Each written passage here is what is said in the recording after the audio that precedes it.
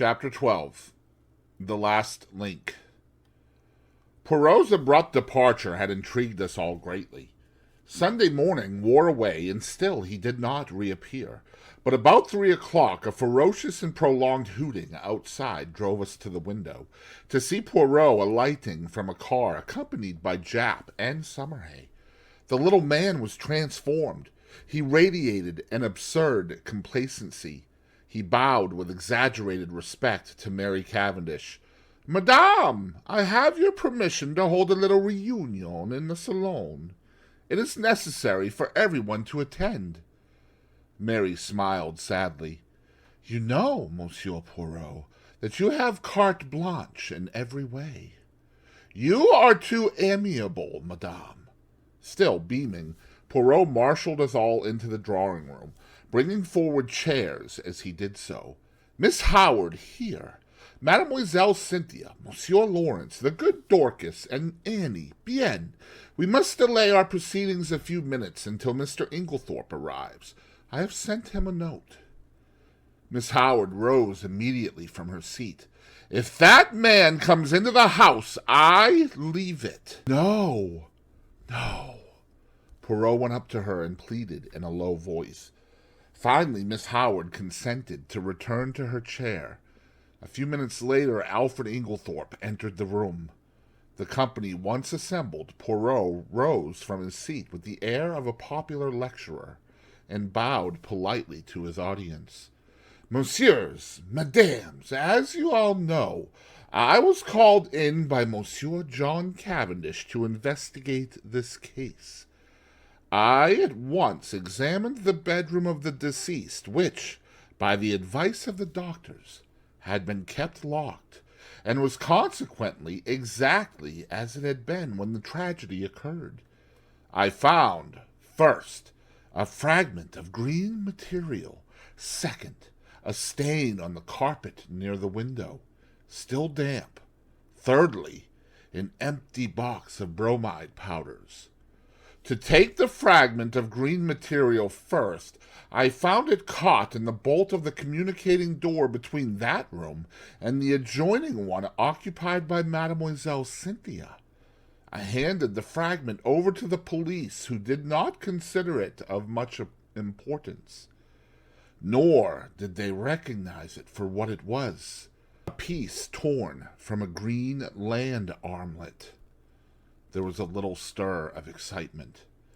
Now, there was only one person at Styles who worked on the land, Mrs. Cavendish. Therefore, it must have been Mrs. Cavendish who entered the deceased's room through the door communicating with Mademoiselle Cynthia's room. "But that door was bolted on the inside," I cried. "When I examined the room, yes. But in the first place, we have only her word for it, since it was she who tried that particular door and reported it fastened. In the ensuing confusion, she would have had ample opportunity to shoot the bolt across. I took an early opportunity of verifying my conjectures. To begin with, the fragment corresponds exactly with a tear in Mrs. Cavendish's armlet. Also, at the inquest, Mrs. Cavendish declared that she had heard, from her own room, the fall of the table by the bed. I took an early opportunity of testing that statement by stationing my friend Monsieur Hastings in the left wing of the building, just outside Mrs. Cavendish's door. I myself, in company with the police, went to the deceased's room, and whilst there, I, apparently accidentally, knocked over the table in question, but found that, as I had expected, Monsieur Hastings had heard no sound at all. This confirmed my belief that Mrs. Cavendish was not speaking the truth when she declared that she had been dressing in her room at the time of the tragedy. In fact, I was convinced that, far from having been in her own room, Mrs. Cavendish was actually in the deceased's room when the alarm was given. I shot a quick glance at Mary. She was very pale, but smiling. I proceeded to reason on that assumption. Mrs. Cavendish is in her mother-in-law's room. We will say that she is seeking for something and has not yet found it. Suddenly, Mrs. Inglethorpe awakens and is seized with an alarming paroxysm. She flings out her arm, overturning the bed table, and then pulls desperately at the bell. Mrs. Cavendish, startled, drops her candle, scattering the grease on the carpet. She picks it up and retreats quickly to Mademoiselle Cynthia's room, closing the door behind her. She hurries out into the passage, for the servants must not find her where she is. But it is too late. Already footsteps are echoing along the gallery which connects the two wings. What can she do? Quick as thought, she hurries back to the young girl's room and starts shaking her awake. A hastily aroused household come trooping down the passage. They are all busily battering at Mrs. Inglethorpe's door. It occurs to nobody that Mrs. Cavendish has not arrived with the rest. But, and this is significant, I can find no one who saw her come from the other wing. He looked at Mary Cavendish. Am I right, madame? She bowed her head. Quite right, monsieur. You understand that. If I had thought I would do my husband any good by revealing these facts, I would have done so. But it did not seem to me to bear upon the question of his guilt or innocence. In a sense, that is correct, madame. But it cleared my mind of many misconceptions and left me free to see other facts in their true significance. The will! Cried Lawrence. Then it was you, Mary, who destroyed the will? She shook her head, and Poirot shook his also. No, he said quietly. There is only one person who could possibly have destroyed that will. Mrs. Inglethorpe herself. Impossible! I exclaimed. She had only made it out that very afternoon. Nevertheless, mon ami, it was Mrs. Inglethorpe, because in no other way can you account for the fact that, on one of the hottest days of the year, Mrs. Inglethorpe ordered a fire to be lighted in her room. I gave a gasp. What idiots we had been never to think of that fire as being incongruous. Poirot was continuing. The temperature on that day, messieurs, was 80 degrees in the shade. Yet Mrs. Inglethorpe ordered a fire. Why? Because she wished to destroy something and could think of no other way. You will remember that, in consequence of the war economics practiced at Styles, no waste paper was thrown away. There was therefore no means of destroying a thick document such as a will. The moment I heard of a fire being lighted in Mrs. Inglethorpe's room, I leaped to the conclusion that it was to destroy some important document, possibly a will. So the discovery of the charred fragment in the grate was no surprise to me. I did not, of course, know at the time that the will in question had only been made this afternoon, and I will admit that, when I learnt that fact, I fell into a grievous error. I came to the conclusion that Mrs. Inglethorpe's determination to destroy her will arose as a direct consequence of the quarrel she had that afternoon, and that therefore the quarrel took place after, and not before, the making of the will. Here, as we know, I was wrong, and I was forced to abandon that idea. I faced the problem from a new standpoint. Now, at 4 o'clock, Dorcas overheard her mistress saying angrily, "You need not think that any fear of publicity or scandal between husband and wife will deter me." I conjectured, and conjectured rightly, that these words were addressed not to her husband, but to Mr. John Cavendish. At 5 o'clock, an hour later, she uses almost the same words, but the standpoint is different. She admits to Dorcas, "I don't know what to do. Scandal between husband and wife is a dreadful thing."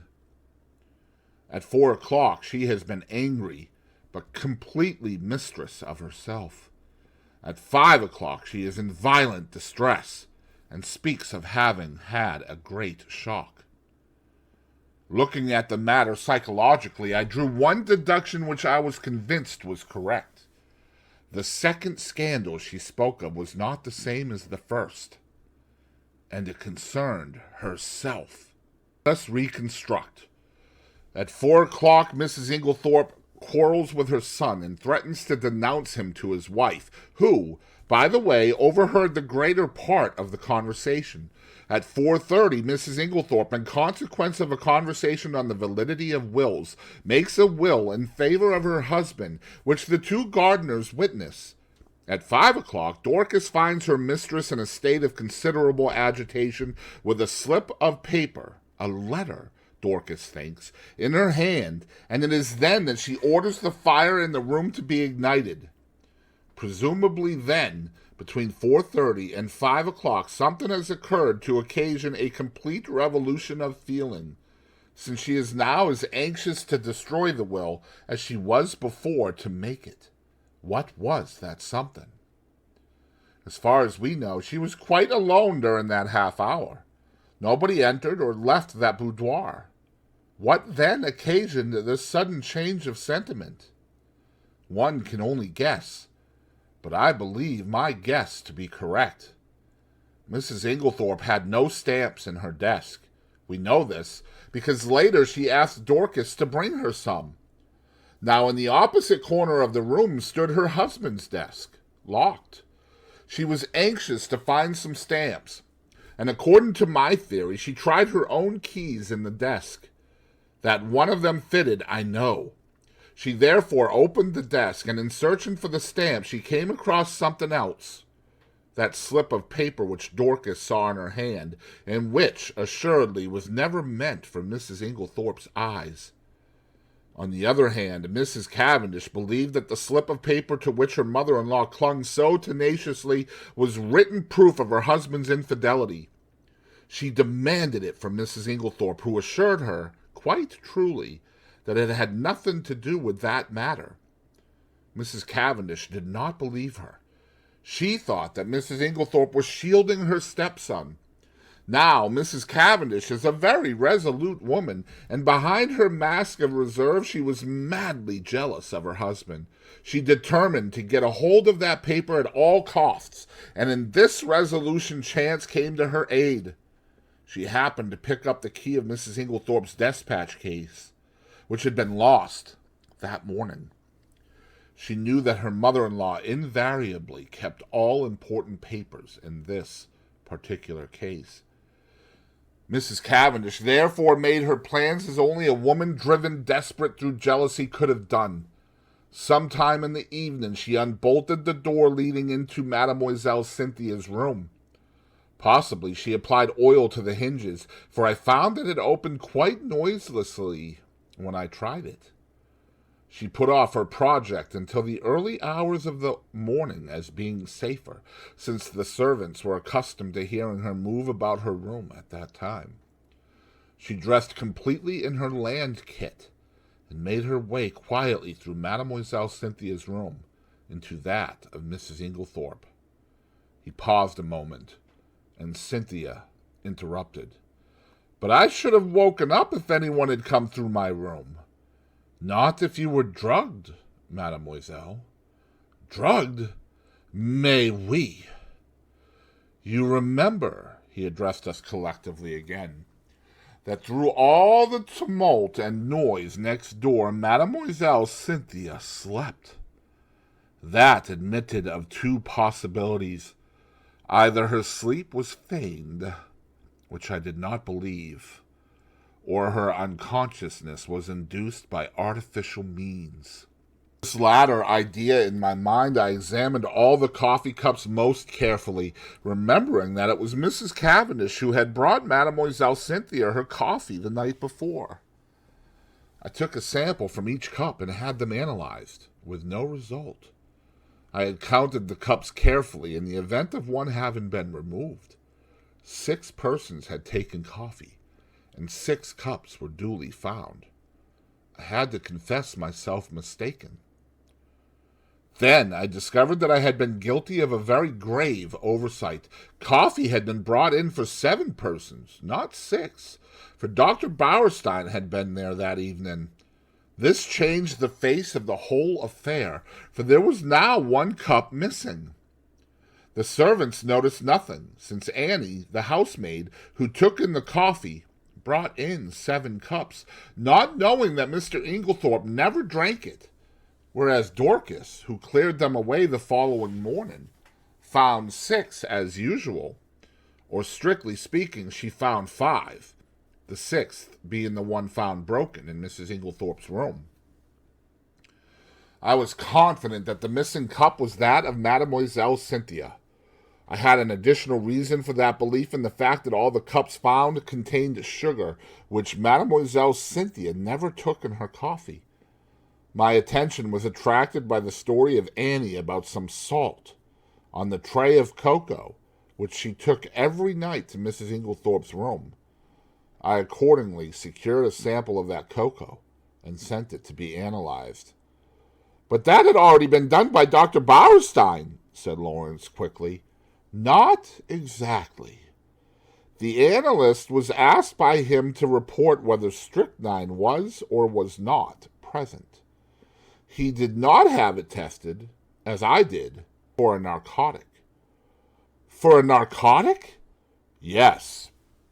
Here is the analyst's report. Mrs. Cavendish administered a safe but effectual narcotic to both Mrs. Inglethorpe and Mademoiselle Cynthia, and it is possible that she had a mauvais quart d'heure in consequence. I imagine her feelings when her mother-in-law is suddenly taken ill and dies, and immediately after she hears the word poison. She has believed that the sleeping draught she administered was perfectly harmless, but there is no doubt that for one terrible moment she must have feared that Mrs. Inglethorpe's death lay at her door.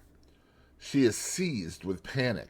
Under its influence she hurries downstairs and quickly drops the coffee cup and saucer used by Mademoiselle Cynthia into a large brass vase, where it is discovered later by Monsieur Lawrence. The remains of the cocoa she dare not touch. Too many eyes are upon her. Guess at her relief when strychnine is mentioned, and she discovers that after all the tragedy is not her doing.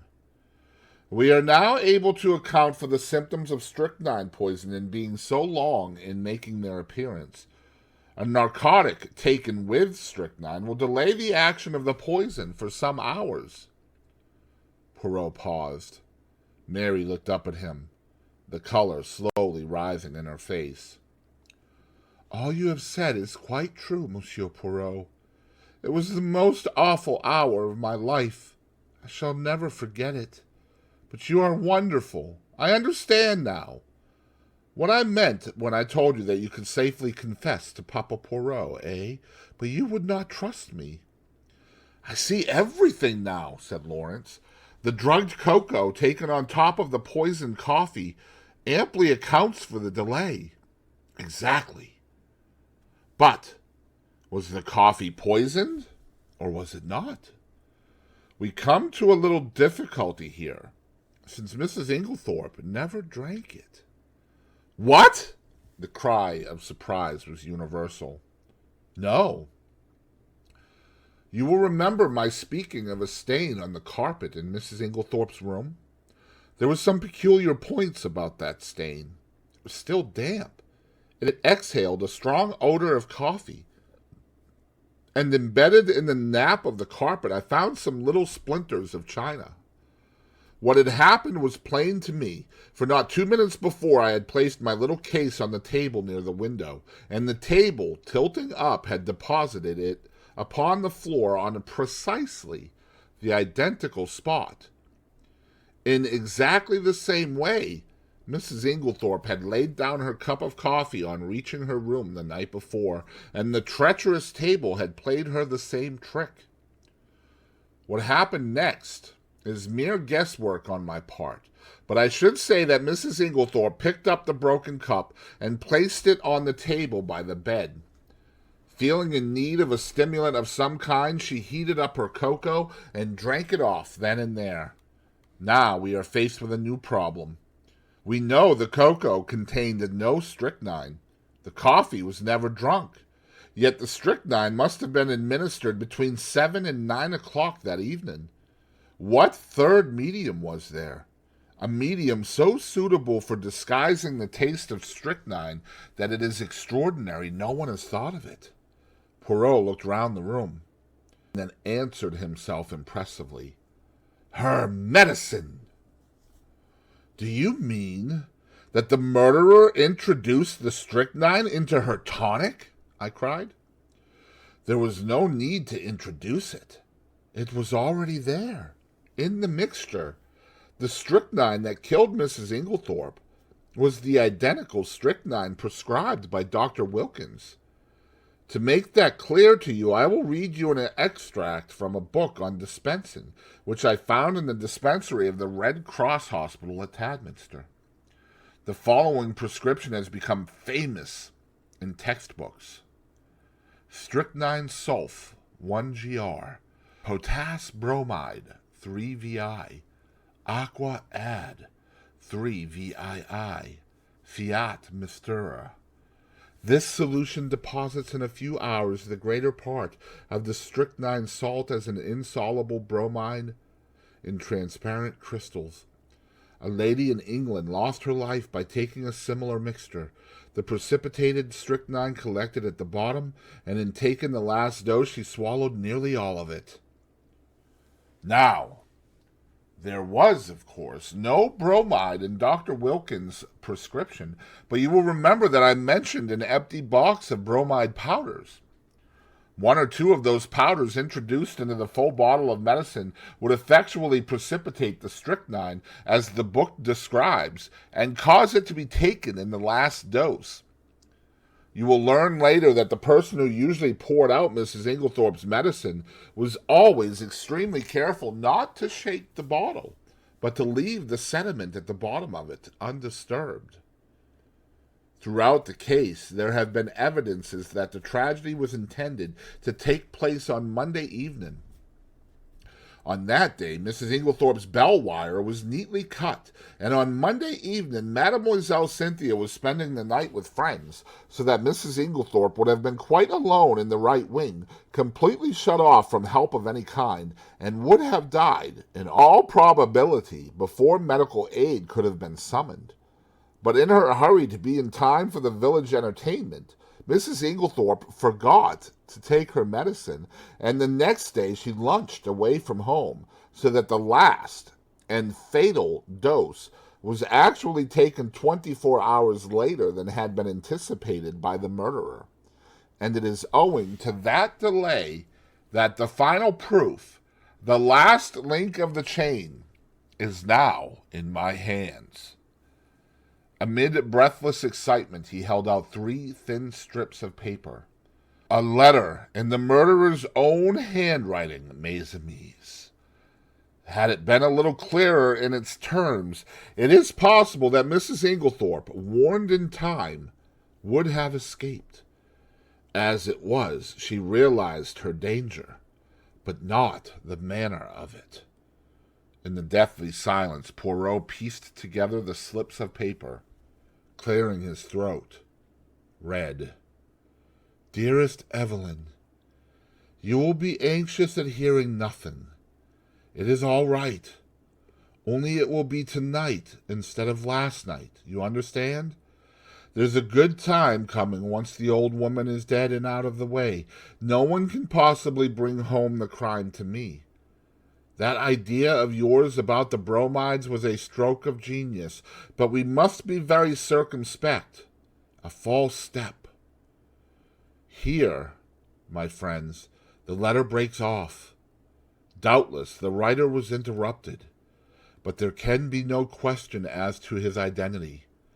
We all know this handwriting, and a howl that was almost a scream broke the silence. You devil! How did you get it? A chair was overturned. Poirot skipped nimbly aside. A quick movement on his part, and his assailant fell with a crash. Messieurs, "Mesdames," said Poirot with a flourish, "let me introduce you to the murderer, Mr. Alfred Inglethorpe."